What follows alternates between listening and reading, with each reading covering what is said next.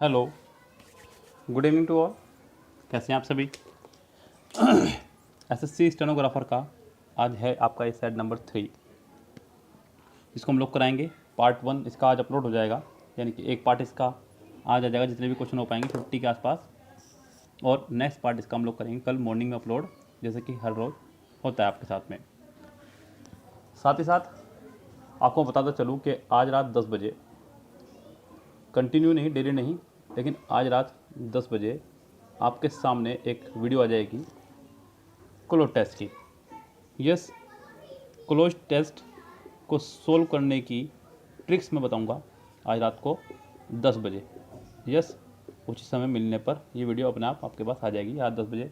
देख लीजिएगा, एक बार तैयार रहेगा।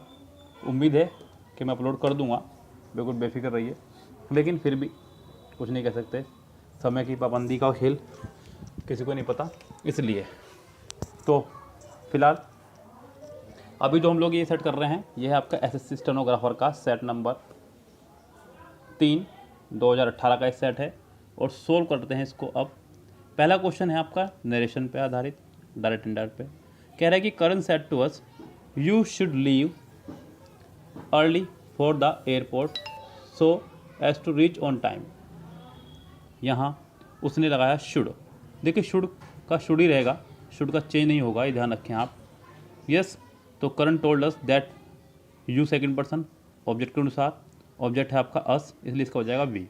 करण told us that V, Karan told us that V, Karan told us that, यानी कि सी रेस से बाहर, और Karan told us that V, ये ए बी और डी रेस में शामिल हुए। और वी के बाद में वुड पहले में है, दूसरे में हैड है इसलिए ये बाहर, तीसरे में शुड है इसलिए ये रेस में शामिल। याद रखिएगा, यहाँ पे शुड चाहिए के अर्थ में है, एज ए सब्जेक्ट ये पोजीशन चेंज नहीं करेगा अपनी, तो यहाँ पे अच्छा हुआ कि आप इसको शुड ही रहने दें और वी के साथ में आप शुड लगाएं, यानी कि डी आंसर रहने दें। यस, ज़्यादा अच्छा रहेगा कि आप इसका आंसर डी लगाएं। यस, डी का करेक्ट आंसर हो जाएगा। चलते हैं नेक्स्ट सेंटेंस पे। नेक्स्ट है आपका वोकेबलरी बेस्ड। ये वोकेबलरी आपकी बीनीथ, जो कि है एक प्रपोजिशन। बीनीथ का मतलब होता है नीचे। जब किसी चीज़ को आप किसी चीज़ के जस्ट बिल्कुल नीचे रखते हैं, उसके लिए लगाते हैं आप लोग बीनीथ। यस, ये 3 वर्ड होते हैं आपके, जैसे नीचे के अर्थ में। मैं आपको तीनों बता दूँ। एक आपका बीनीथ, दूसरा है आपका बिलो, थोड़ा मैं बड़ा कर दूँ कैमरे को, और तीसरा है आपका अंडर। बीनीथ का मतलब होता है बिल्कुल जस्ट टच करते हुए नीचे होना। अंडर का मतलब नीचे लेकिन टच करते हुए ना हो। बिलो का मतलब नीचे लेकिन ना टच करते हुए हो, ना उसकी सेम डायरेक्शन में हो। यस, ये तीनों चीज़ें याद रखें आप। ये बहुत ही बढ़िया प्रिपोजिशन है, आपके लिए काम आ सकती हैं, एग्जाम में आई है तो मैंने आपको बता दी। यस, इसलिए इन्हीं की जस्ट 3 भाई और भी हैं, वो हैं उल्टे, ऑन, अबव और ओवर। ऑन मतलब जब कोई चीज़ किसी चीज़ के जस्ट टच करते हुए ऊपर रखी हो, अबव ऊपर हो लेकिन टच करते हुए ना हो, जस्ट ऐसे समझ लीजिए, और ओवर मतलब ऊपर हो लेकिन उसके डायरेक्शन में हो, सेम, ओवर। यस, तब इसका इस्तेमाल करते हैं। ज़रा तीनों का एक एग्जाम्पल हो जाए सभी का ही। मैंने कहा I put my paper beneath the bed sheet. अक्सर बेड शीट के नीचे लोग वक्त सामान भर देते हैं अपना, वहाँ से ही लिया है। He she sat under the tree, under the tree. The river is flowing below the bridge, below the bridge. तो ये कुछ सेंटेंस मैंने आपको बताया तीनों प्रपोजिशन पर। पहले वाली पे, पहले में कह रहा है कि सॉरी, चादर के नीचे उसने पेपर रख दिए तो इसलिए बिल्कुल जस्ट टच करते हुए होंगे। पेड़ के नीचे बैठा हुआ है, उसके ही डायरेक्शन में होगा, सेम डायरेक्शन में, लेकिन जस्ट नीचे नहीं होगा। और ब्रिज के नीचे बह रही है नदी, तो खाली ब्रिज के नीचे ही नहीं, सारी तरफ बह रही होगी, लेकिन है ब्रिज के नीचे ही, ये कह सकते हैं आप। तो ये हो गया आपके एग्जाम्पल, बाकी उनके तो आप अच्छे से जानते ही हैं। ब्रिज मतलब नीचे। हमें यह बताना है एंटोनियम्स।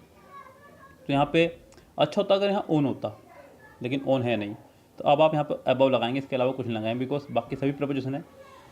बिनाइड मतलब पीछे, बिसाइड मतलब बगल में, अपोजिट मतलब सामने। और कमाल की बात, कल ही एक हमारे विमल मित्तल जी का जवाब था, सवाल था, एक कह रहे थे कि सर वोकेबलरी को बता दीजिए किस तरह हमें सेम मीनिंग हो तो कैसे पता लगाएं। देखिए ऊपर अगर दिया गया वर्ड प्रपोजिशन है तो आपको इसके लिए ऑप्शन भी प्रपोजिशन ही चुनना होगा। अगर यहाँ पे नीचे के लिए कुछ और वर्ड होता, जैसे डाउन होता या फिर कुछ और होता, तो उसको बाहर निकाल देते रेस से बाहर। प्रपोजिशन है तो इसका ऑप्शन भी प्रपोजिशन ही होगा, ये ध्यान रखें आप।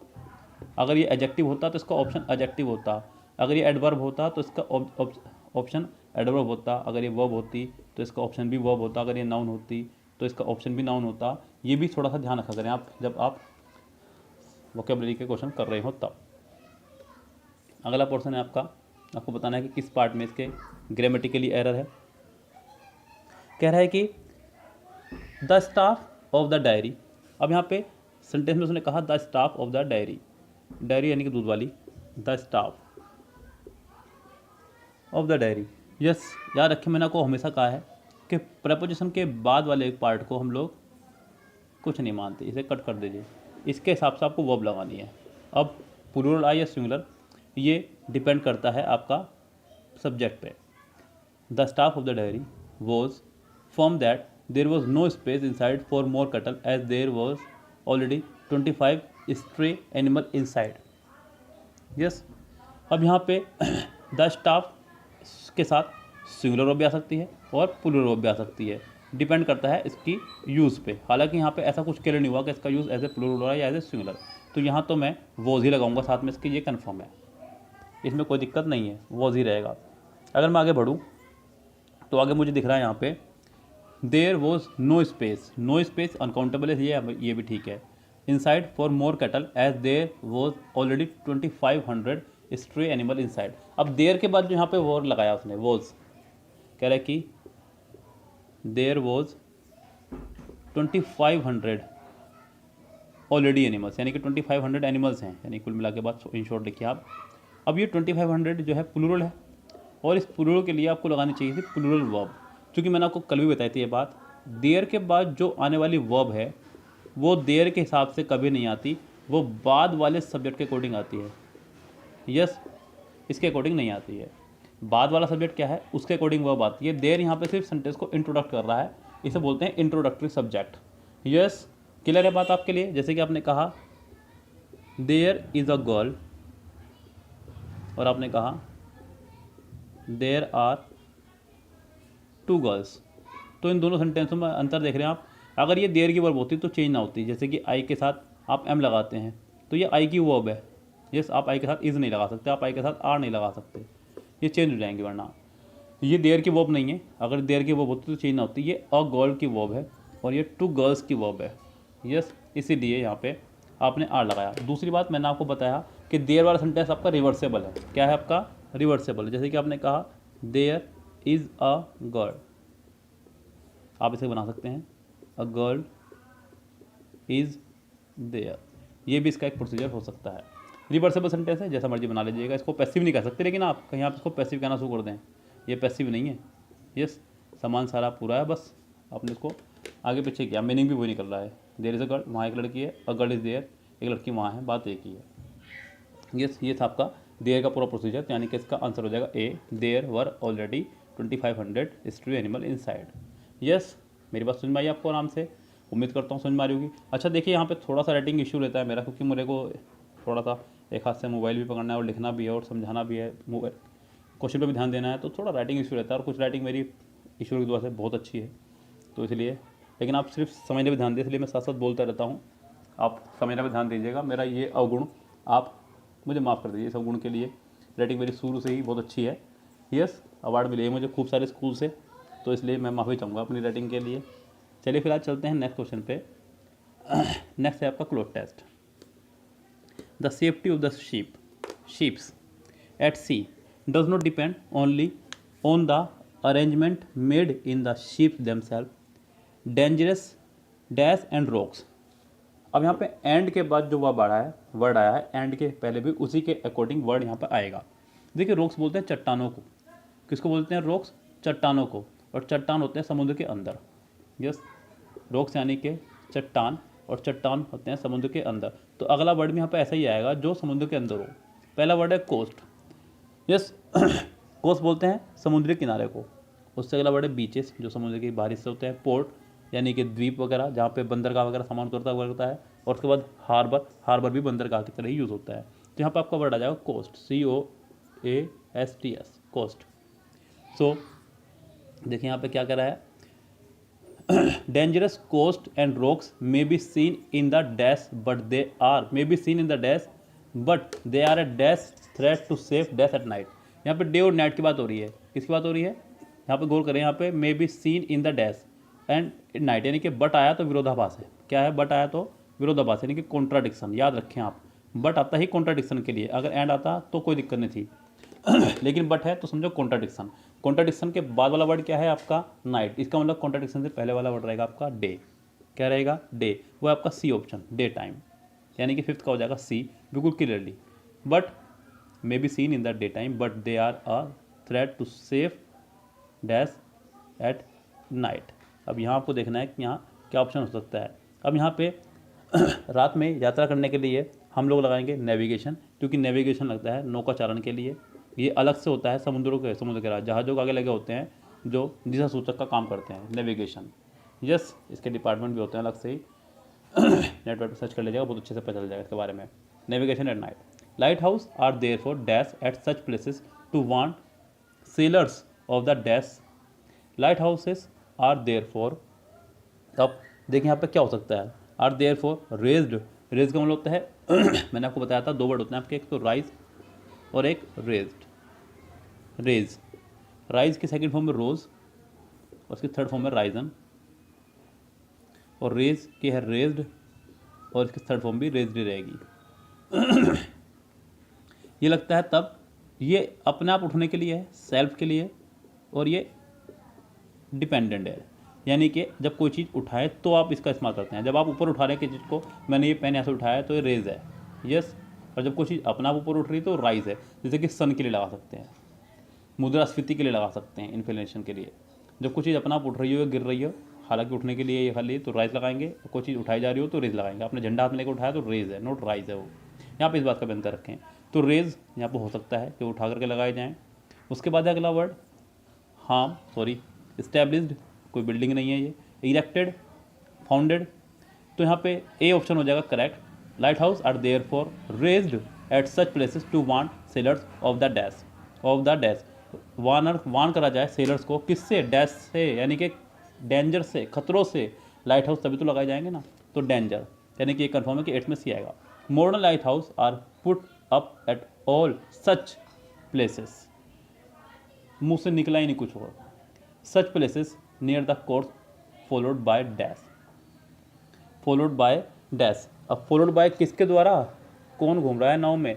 Yes, followed by sailors, boats, ships या captain. Followed by captains. On some rocky coast several lighthouse may be dash, may be dash. 11 में देखें, पुट, बिल्ट, इस्टेब्लिश और set. May be built, may be built, B के बाद third form, हालांकि सभी third form है ये, yes. लेकिन यहाँ पाएगा बिल्ट, यानी कि बनाया जाना, not far from each other, and in order that the dash on a ship mechanics, passengers, attendants और सेलर्स। तो यहाँ आप लगा देंगे सेलर्स, क्योंकि शिप के अंदर बैठते हैं सेलर्स, पैसेंजर्स नहीं। That the sellers on a ship में डैश वॉच, अंडरस्टैंड, सी, नो। तो यहाँ पे आप लगा देंगे नो, तो क्या आ रहा है विच। सेलर्स ऑन अ शिप में नो विच इज़, विच यहाँ थोड़ा सा मुझे लग रहा है कुछ गड़बड़ी है, लेकिन अगर डब्लू फैमिली खड़ी हो तो आप हमेशा नो का इस्तेमाल करते हैं ऐसी कंडीशन में, यस। तो 13 में हो जाएगा आपका नो, यानी कि डी। चलते हैं नेक्स्ट सेंटेंस पे। नेक्स्ट सेंटेंस है आपका 14 सेंटेंस। आपको बताना है कि इम्प्रूव करना है अंडरलाइन पार्ट। अब यहाँ ध्यान दीजिएगा, ये तो कन्फर्म है कि इस सेंटेंस में गलती है। क्यों गलती है? क्योंकि सेंटेंस में डबल मॉडल वर्ब आ रही है। क्या आ रही है सेंटेंस में? They will come if you will invite them. Sentence में डबल मॉडल वर्ब है, डबल मॉडल वर्ब आई है। इफ़ से पहले वाले पार्ट में भी मॉडल वर्ब है, इफ़ के बाद वाले पार्ट में भी मॉडल वर्ब है। और मैंने आपको बताया कि एक ही सेंटेंस में कभी भी डबल मॉडल वर्ब यानी कि double future, yes, double past, double present, double interrogative, double negative, यानी कि कोई भी चीज़ ऐसी जो सेम कैटेगरी की है डबल नहीं आ सकती, चाहे आप उसे हिंदी बोलते हुए इस्तेमाल कर रहे हो। मैंने कहा कि यहाँ थूकना मना नहीं है, मैंने कहा कि यहाँ थूकना मना नहीं है, तो क्या सेंटेंस ठीक है? जी नहीं, मैंने कहा यहाँ थूकना मना नहीं है, इसका मतलब थूको भाई, क्योंकि मैंने मना भी कह दिया और नहीं भी कह दिया, डबल नेगेटिव है। क्या है आपका सेंटेंस? Double negative.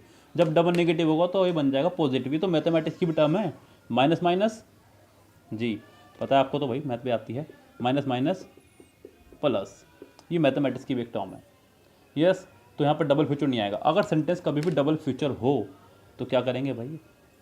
मेरे तो हाथ खड़े हैं, आप बताइए क्या करेंगे ऐसे में। मैंने आपको बताया एक रूल, सेंटेंस अगर डबल फ्यूचर हो तो याद रखें if, unless, until, in case. बच्चों माफ़ी मांग चुका हूँ मैं पहली राइटिंग के लिए अपनी, तो कभी आप मुझे साझा दो आज एक बढ़िया वाली।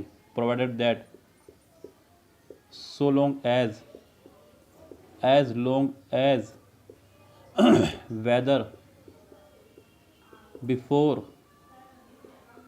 After, van.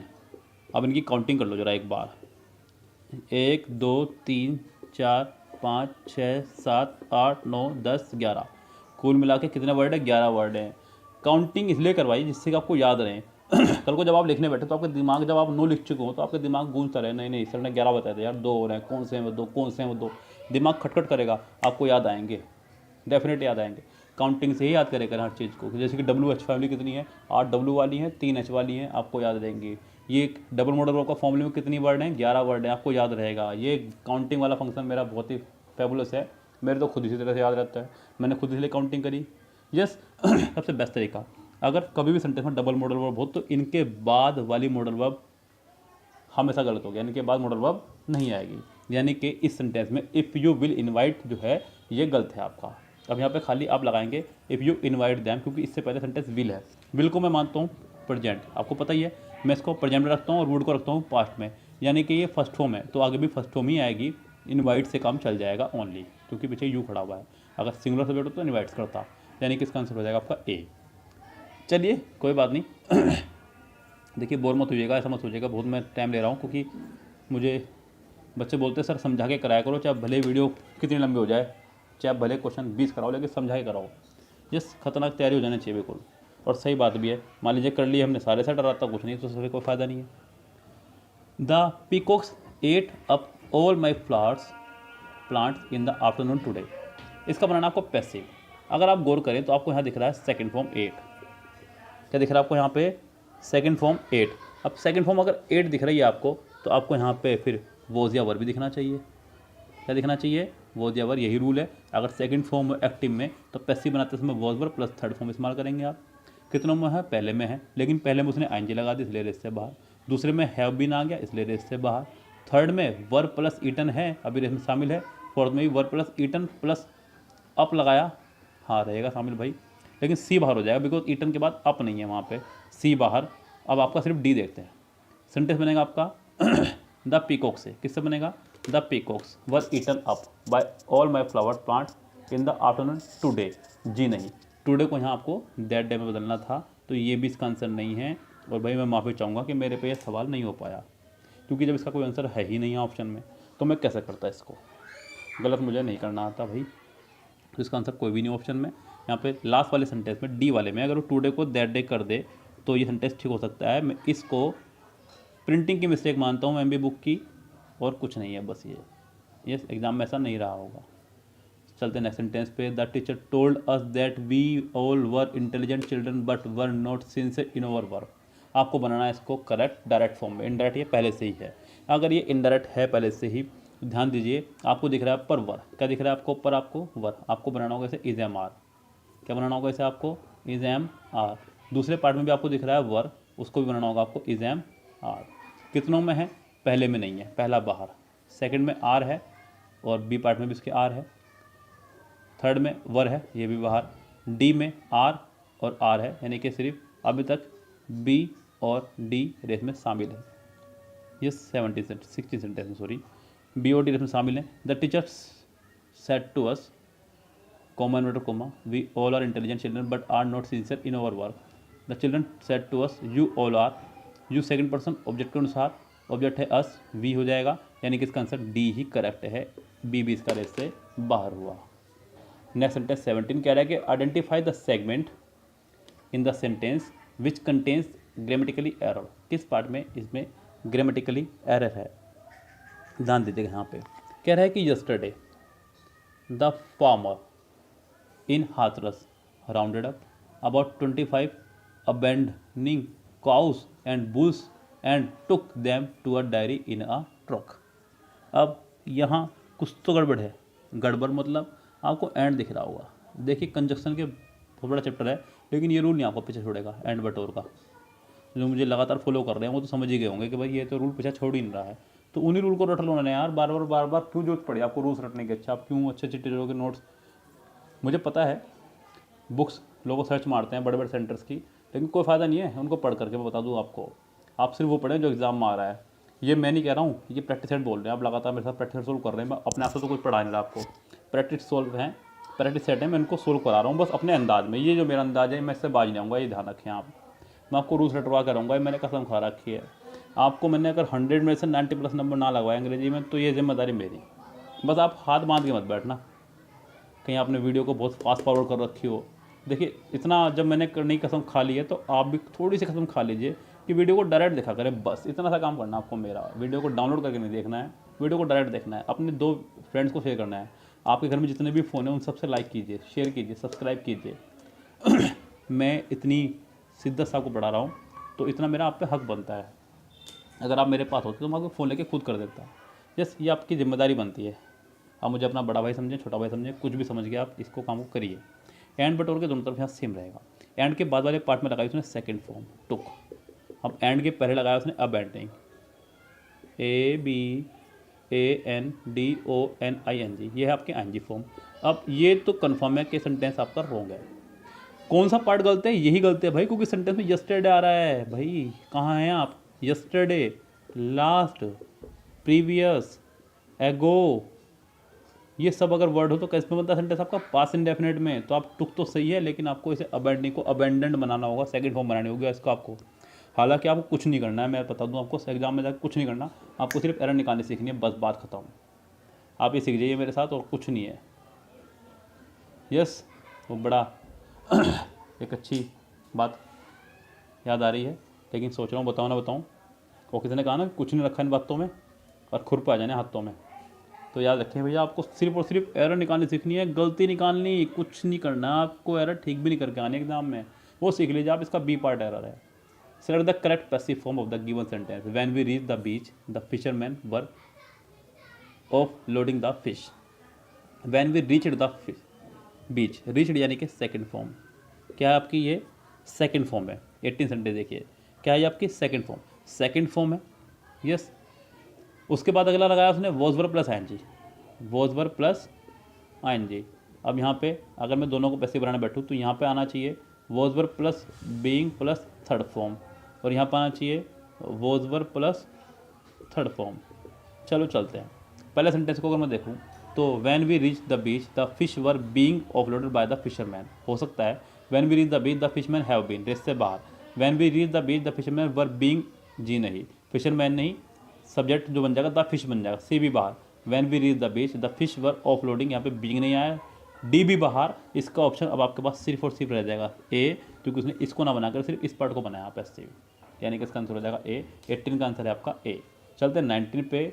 Select the most appropriate meaning of the underline idiom of the given sentence. आपको बताना है इसका अंडरलाइन वर्ड का जो इडियम है इसका क्या मतलब है। CI2I, CI2I मतलब सहमत होना। क्या होना? किसी से सहमत होना, एग्री होना। Discuss think with each other, want to see each other, agree with each other. Yes, see इसका आंसर हो जाएगा correct. Taru ask me what did you buy from the mall yesterday. अब यहाँ पर आपको दिख रहा है डिड, यानी कि सेकंड फॉर्म। यस, आपको दिखना चाहिए सेंटेंस में had plus third form, because आप डायरेक्ट इंटर बना रहे हैं। यस्टरडे दिख रहा है आपको, द प्रीवियस डे दिखना चाहिए। क्या दिखना चाहिए?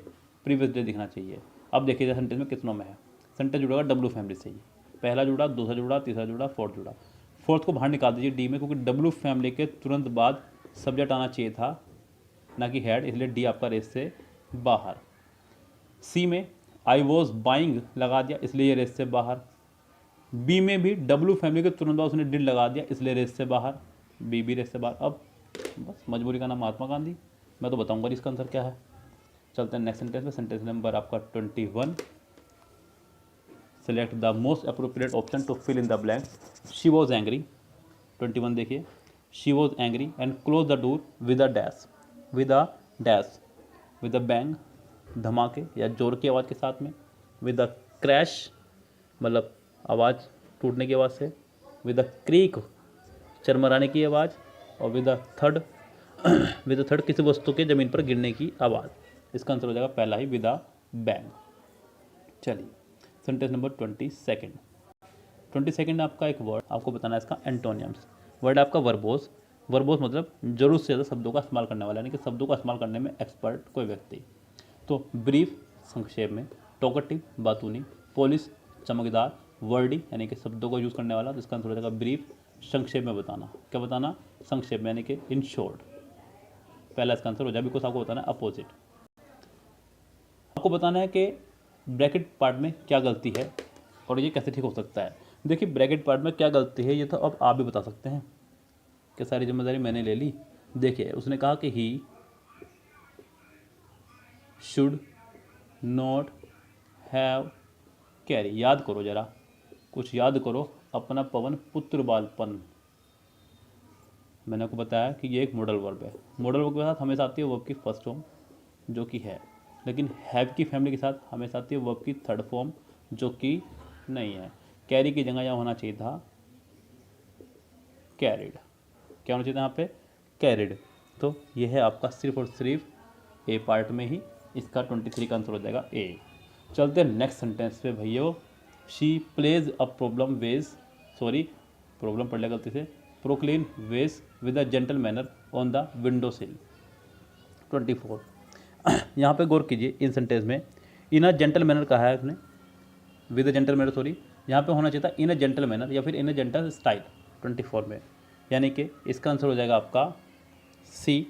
या फिर आप अच्छा होगा कि विद अ जेंटल मैनर की जगह हटाइए दे उठा करके, विद अ जेंटल मैनर पूरा हटा दें और आप इसकी जगह लगा दें जेंटली। क्या लगा दें? जेंटली। पूरा हटा करके लगा दीजिए जेंटली। बस इससे बेहतर तो कुछ होगा ही नहीं।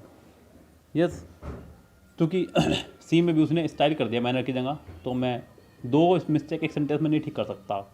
इन तो मैंने कर ही दिया जेंटल, हाँ विद को हटा करके, फिर मैं आगे से मैनर को हटा के स्टाइल करूँ तो ये गलत हो जाएगा। इसलिए आप सिर्फ इसका ए ऑप्शन लगा दें 24 का, ज़्यादा बेस्ट रहेगा। अगला है आपका वोकेबलरी। स्क्वालिड गंदा, बहुत ही गंदा किसी का होना। आपको बताना है एंटोनियम्स। फिल्थी माने गंदा, साइलेंट मतलब शांत, क्लीन माने साफ, इन्फेस्टेड भी नहीं होने से आंसर हो जाएगा सी क्लीन। नेक्स्ट है आपका डायरेक्ट इंडायरेक्ट का sentence. The boy asked his mother if there was any cake left in the fridge. If there was लगाया, आपको ढूंढना है इज एम आर। क्या ढूंढना है आपको?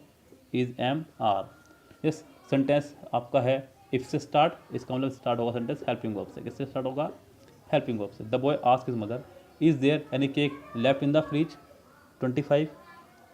26 सॉरी, पहला लग रहा है सही लेकिन दूसरा गलत है, इजंट है, जबकि ऊपर सेंटेंस में इजंट नहीं है। थर्ड में वॉज लगाया, रेस से बाहर। फोर्थ में the mother asked the boy is there any cake left in the fridge. Is there any cake left in the fridge. क्या गलती है दोनों में? ठीक तो है। अच्छा सॉरी, सेंटेंस फॉर्म कर दिया the mother asked the boy, यहाँ पे रूप चेंज कर दिया शुरू का उन्होंने, जबकि the boy asked the mother होएगा, यानी कि इसके अंदर ए हो जाएगा। His chances of winning both the races seems light to me. Identify the segment in the sentence which contains the grammatical error. जी मुझे लगा था ये वन वर्ड आ गया, तो आपको बताना है कि किस पार्ट में एरर है। कह रहा है कि his chances of winning both the races seems light to me. देखे ध्यान से यहाँ पे उसने कहा, यहाँ गौर से देखना सेंटेंस को मेरे साथ ही। हिज चांसेस दिख रहा है ना? Yes. Of winning the races दिख रहा है, ऑफ विनिंग ऑफ दिख रहा है तो आपको ये भी दिख रहा होगा ऑफ एक प्रपोजिशन है, प्रपोजिशन के बाद वाले को हम कुछ नहीं मानते। बोथ द रेसेस, बोथ दो के लिए लगता है, यस। अब आप क्या इसके लिए सीम्स लगाएंगे, डबल एस एस लगाएंगे, या फिर इसके हिसाब से डबल एस एस लगाएंगे? आप नहीं लगाएंगे। अगर सब्जेक्ट में एस या ई एस हो, यानी कि कुल मिला के मैंने बताया कि अगर नाउन में एस या ई एस हो तो वर्ब में एस या एस नहीं आएगा, और अगर नाउन में एस या ई एस ना हो तो वर्ब में एस या ई एस नहीं आएगा। इसके लिए बड़ा पैरा एग्जाम्पल मैं आपको पढ़ाता हूँ, लिखूंगा नहीं, सिर्फ बोल लूँगा।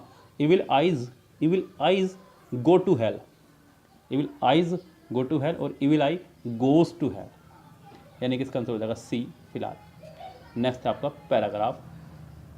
An old man with steel rimmed spectacles and very dusty clothes sat by the side of the road. There was a pontoon bridge across the river and carts, trucks and men, women and children were crossing it. The mule-drawn carts staggered up the steep bank from the bridge with soldiers helping to push against the spokes of the wheels. The trucks ground up and away, heading out of it. All the passengers plodded along in the ankle-deep dust, but the old man sat there without moving. He was too tired to go any further. It was my business to cross the bridge, explore the bridge head beyond, and find out to what point the enemy had advanced. I did this and returned over the bridge. There were not so many carts now and very few people on foot, but the old man was still there. Where do you come from? I asked him. From San Carlos, he said and smiled. That was his native town, and so it gave him pleasure to mention it, and he smiled. I was taking care of animals, he explained. Oh, I said, not quite understanding. Just, he said, I stayed, you see, taking care of animals. I was the last one to leave the town of San Carlos. He did not look like a shepherd, not a hard man, and I looked at his black dusty clothes and his grey dusty face and his steel rimmed spectacle and said, what animals were there? Were they? And various animals, he said and shook his head. I had to leave them. I was watching the bridge and the African looking country of the Ebro Delta, wondering how long now it would be before we would see the enemy. What animals were they? I asked. There were 3 animals altogether, he explained. There was 2 goats and a cat, and then there were 4 pairs of pigeons. And you had to leave them? I asked. Just because of the artillery. The captain told me to go because of the artillery. And you have no family? I asked, watching the far end of the bridge where a few last carts were hurrying down the slope of the bank. No, he said, only the animals. I settled. The cat, of course, will be all right. A cat can look out for itself, but I cannot think what will become of the others. What politics have you? I asked. I am without politics. He said, I am 76 years old. I have come 12 kilometers now, and I think now I can go further. No further. This is not a good place to stop, I said. If you can make it. There are trucks up the road where it forks for Tortosa. I will wait a while, he said, and then I will go. Where do the trucks go? Towards Barcelona, I told him. चलिए, मैंने बहुत तेज़ी से पढ़ा paragraph को। Sentence पढ़ते हैं कि where was the old man coming from, कहाँ से आया था? सेंट कॉर्लोस से। इसका जिक्र सेंटेंस में बहुत आराम से होगा, पता चल गया होगा। What was narrator's duty, narrator's की ड्यूटी क्या थी? नरेटर्स की ड्यूटी क्या थी? ऑप्शन देखिए। To find out how close to bright bridge had the enemy had advance, यानी कितनी नज़दीक तक दुश्मन बढ़ चुका है, ये इसकी ड्यूटी थी। इसका आंसर पहला ही हो जाएगा। Of the animal that the old man had left behind who would take care of itself themself. ये यहीं पे देखें अगर आप पैरे में, तो इसी पैरे में जिक्र हुआ है। पहला, दूसरा, तीसरा, चौथा पैरा देखें कैट के बारे में जिक्र हुआ है। यहाँ पे कह रहा है कि the cat of course will be all right, a cat can look out for itself, यानी कि कैट इसका आंसर हो जाएगा।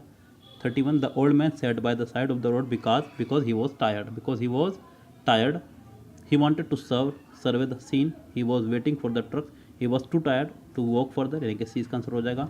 the old man was worried about, क्यों था वो दुखी ओल्ड मैन? देखिए फटाफट से पढ़िए। because the safety of his animal, B इसका आंसर हो जाएगा। चलते हैं 33 पे। the Titanic was considered as safe that it carried only 20 lifeboat, चलिए। The Titanic was considered as safe that, यहाँ पर उसने इस्तेमाल करा एज सेफ दैट का, जबकि ये कोई रूल नहीं है, रूल है सो दैट का। किसका रूल है आपका? सो दैट का। तो यहाँ पर हो जाएगा सो मच सेफ दैट या फिर सो सेफ दैट। 33 का डी आंसर ज़्यादा अच्छा रहेगा। यस, इसका आंसर हो जाएगा आपका D. Select the correct active form of the given sentence, the trophy might be one by us. उसने इस्तेमाल करा माइट बी का, यानी कि उसने पहले ही इसको पैसिव बनाया हुआ, might be plus third form. आपको बनना होगा might plus first form, might plus first form कितनों में है? The trophy might win us, he would win the trophy, we might win the trophy, क्योंकि अस जो ऑब्जेक्ट है वो सब्जेक्ट बन चुका होगा और इसका बन चुका होगा वी, यानी कि इसका सी आंसर हो जाएगा फिलहाल correct. Given the below are 4 sentences, 3 of which are jumble. इनमें से 3 है आपके जम्बल। आपको बताना है कि इनमें से कौन सा सही है। Monarch butterflies are important pollinators but their global population is falling. Scientist think that habitat loss and pesticides probably cause this. There was an 86% fall in the number of butterflies that they saw in California. An organization found that there were very few monarch butterflies visiting during this 2018 winter. देखिए option में अगर आप गौर करें तो sentence में ए के बाद B की ही रिक्वायरमेंट है। यस, ए के बाद बी की रिक्वायरमेंट है और ए के बाद बी सिर्फ सी में आ रहा है, तो इसका आंसर हो जाएगा आपका सी करेक्ट। चलते हैं नेक्स्ट सेंटेंस पे। नेक्स्ट भी कुछ इसी तरह का सेंटेंस है 36। इसको देखो ध्यान से, क्या कह रहा है? कह रहा है कि there was a ceremony in which South and North Korean roads and railways were connected. ये तो पहला हिस्सा हो गया। अब चलते हैं आगे। South Korea believe that this shows that the countries are willing to work together on rail and road modernisation. The event was symbolic but it is another step towards piece.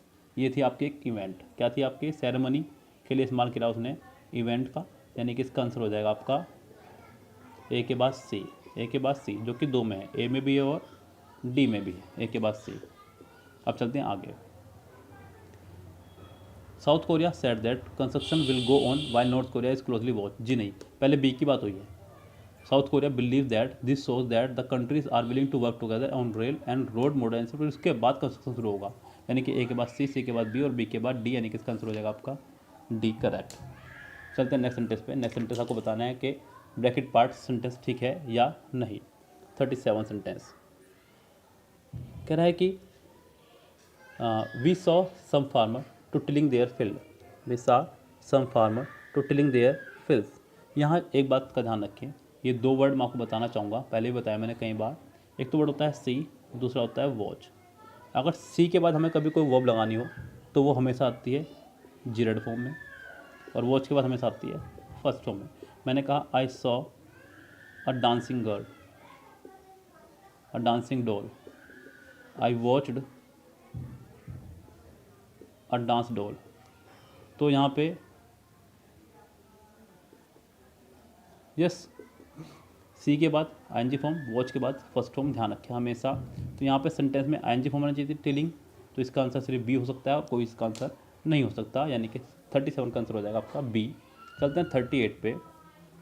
Kavya said to her mother please let me wear your, एक minute, green silk sari today. Sentence में आया है please, तो आपको सबसे पहले ढूंढना होगा रिक्वेस्टेड। क्या ढूंढना होगा आपको? रिक्वेस्टेड कितनों में है? पहले में, हालांकि रिक्वेस्टेड किसी में भी नहीं है, ओह सॉरी डी में है। Yes, Kavya requested her mother to let me wear her green sari that day. Kavya entered her mother to let her wear her green sari, silk sari that day. To let me wear, यहाँ me first person subject के अनुसार, subject Kavya, Kavya के लिए यहाँ पर हर हो जाना चाहिए जो कि पहले में है। दूसरे में दूसरा रिश्ते से बाहर दैट से जुड़ा है, तीसरा रिश्ते से बाहर इफ से जुड़ा है। Kavya requested her mother to let me, यहाँ पे सिर्फ मी की वजह सेंटेंस ही बाहर हुआ है रिश्ते, बाकी सेंटेंस में कोई भी दिक्कत नहीं है। मैं इसका ऑप्शन डी लगा सकता था अगर यहाँ पे मी को वो हर कर लेता तो, इसलिए फ़िलहाल अभी मैं इसका आंसर डी नहीं लगाऊंगा। 38 का आंसर हो जाएगा आपका ए। यस, चलते हैं 39 पे। In the interview she answered all the question with dash. She answered all the question with dash. 29। अब सेल्फ स्टीम की यहाँ जरूरत नहीं है, आत्मसम्मान। अश्योरेंस सॉरी इंश्योरेंस तो बीमा वगैरह, एश्योरेंस आश्वासन और कॉन्फिडेंस तो आपको पता ही है। In the interview she answer all the question with confidence. 30 नहीं 40 देखिए, कह रहा है कि marijuana is gaining popularity around the world and Thailand became the first Southeast Asian country to legalize it. Beginning with the new year, people will be able to use it as a medicine or study it. कोई जिक्र नहीं हुआ इसका। However, they will be able to carry certain amounts of the drugs. ये भी जिक्र नहीं है। According to the new law, the production, import, export, possession and use of marijuana product will be legal for medical purpose.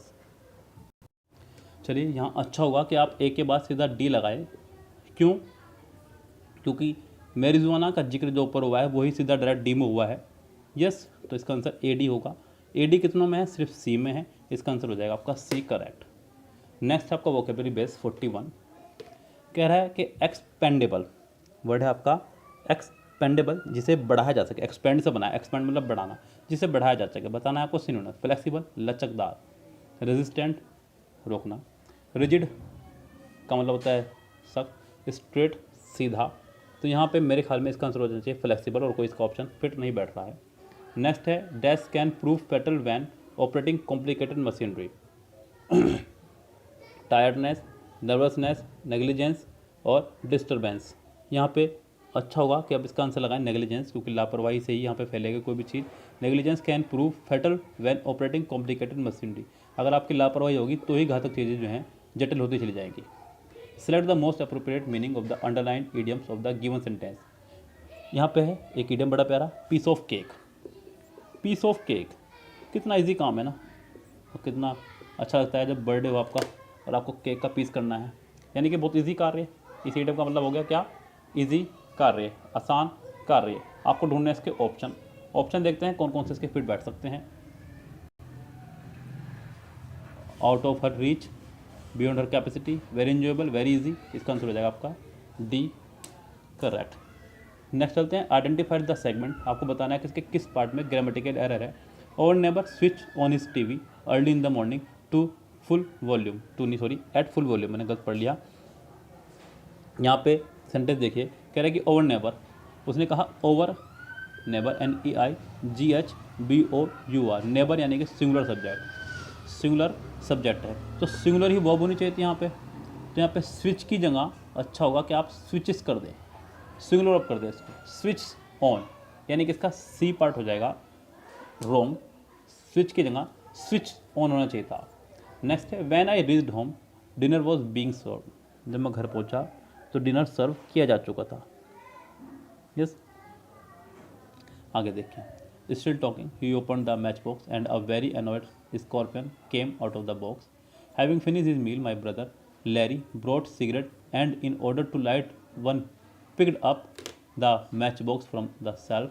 I placed the matchbox with the scorpion it in on a shelf in the dining room and joined the family. अब देखिए यहाँ पर sentence पे ध्यान से गौर करें आप। यहाँ पे सेंटेंस में खाना खाने की बात हो रही है। खाना खाने के तुरंत बाद when I reached home dinner was being served. I placed the matchbox. यहाँ पे still talking the he opened the matchbox. Having finished, देखिए सी है पहले यहाँ पे। खाना खाने के बाद क्या लाया वो? सिगरेट लाया। क्या लाया वो खाना खाने के बाद में? सिगरेट। फिर सिगरेट को उसने जलाने की सोची, यानी कि सी और बी इकट्ठा आएगा, ध्यान रखें आप। सी और बी कितनों में इकट्ठा है? वो आपका सी में है और डी में है। अब इसका आंसर या तो सी होगा या फिर डी होगा। When I reached home dinner was being served. I place the match box with the scorpion in it on a shelf in the dining room and join the family. देखिए यहाँ पे ए के बाद डी लगाइए, उसके बाद सी और बी इकट्ठा आ जाएगा, ADCB, फिर उसके बाद बाकी जो भी रहेगा। तो इसका आंसर हो जाएगा आपका D correct. Identify the segment. आपको बताना है किस पार्ट में एरर है। यू कुड फाइंड जो आवर हाउस इजीली।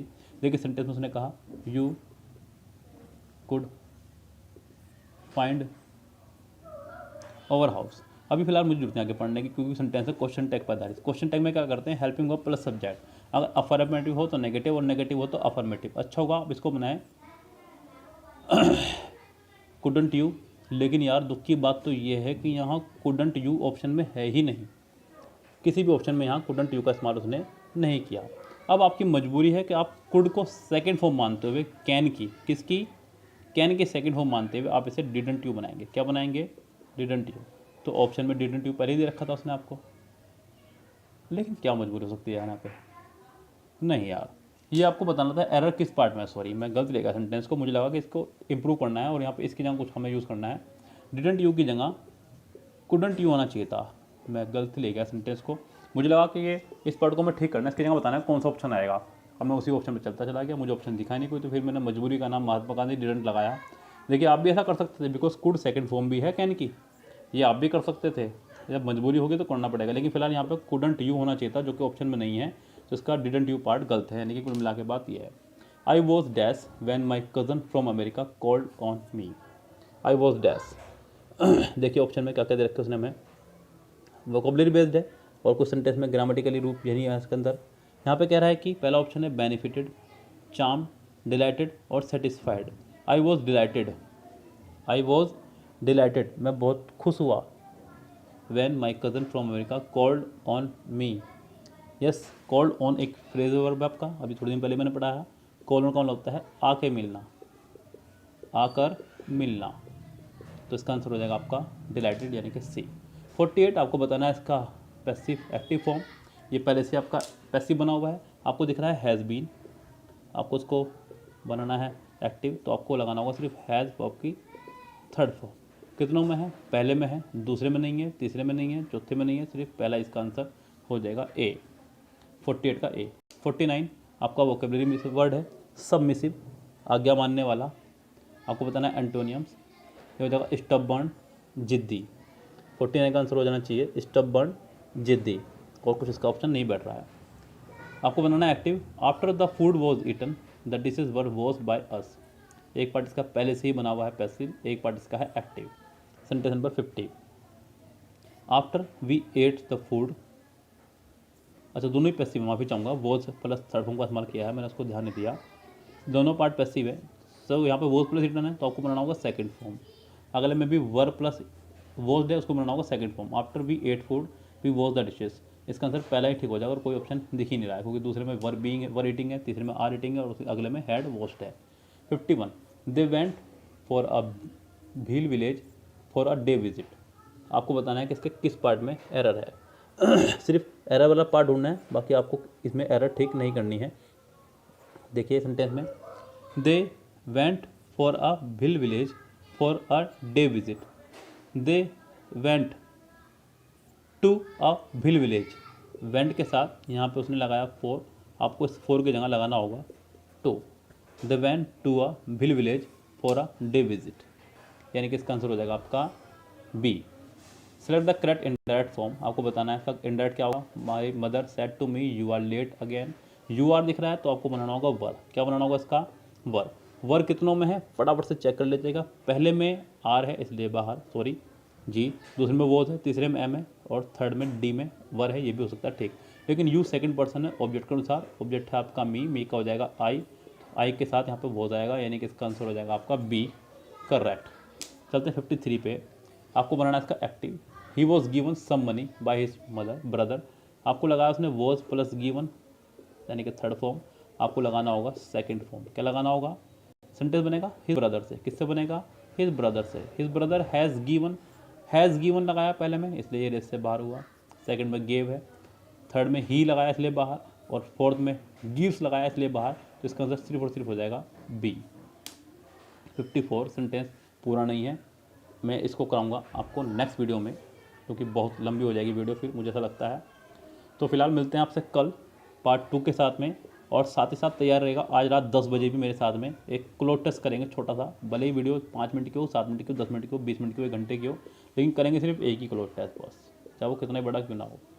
यस, ये तो ये है कि बस थोड़ा सा एक ट्राई मार के देख रहा हूँ 10 बजे वीडियो आपको पसंद आ रही है या नहीं आ रही है, आप लोग देख रहे हैं या नहीं देख रहे हैं। अगर मुझे लगा कि इस पर व्यूज़ आ रहे हैं अच्छे खासे तो मैं इसको कंटिन्यू रखूँगा, अगर लगा नहीं आ रहे हैं तो इसको फिर मैं स्किप कर दूँगा, लेकिन चलेगा 10 बजे आपका क्लोज टेस्ट ही, ये ध्यान रखें आप। यस, तो फिलहाल चलते हैं, लेते हैं आपसे विदा। आपको मैंने आज एक काम दिया है, और काम दिया है आपको चैनल को लाइक शेयर सब्सक्राइब करने का, जितने भी घर में फ़ोन हो उन सभी से आपको व्यू बढ़ाने हैं, लाइक करना है, शेयर करना है और सब्सक्राइब करना है, और अपने फ्रेंड्स को भी, जो भी आपके दोस्त तैयारी कर रहे हैं उन सबको। फिलहाल have a nice day, see you tomorrow, शब ब खैर, गुड नाइट।